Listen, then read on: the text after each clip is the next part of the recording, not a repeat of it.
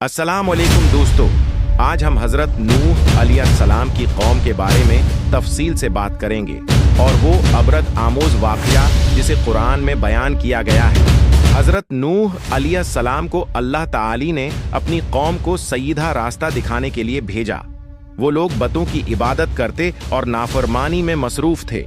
हज़रत नूह अलैहिस्सलाम ने सब्र व तहम्मुल के साथ उन्हें अल्लाह की इबादत की दावत दी, नेकी की तालीम दी, लेकिन कौम ने सुनते नहीं थे। हज़रत नूह अलैहिस्सलाम ने बारहा उन्हें नसीहत की और फरमाया कि अगर अल्लाह के हुक्म पर अमल न किया तो अजाब आएगा, लेकिन वो लोग मजाक करते, हिनिस्ते और कहते कि ये झूठ की कहानी है। अल्लाह ने हज़रत नूह अलैहिस्सलाम को एक कश्ती बनाने का हुक्म दिया। हज़रत नूह ने सब्र के साथ कश्ती बनाई और ईमान वालों को जमा किया।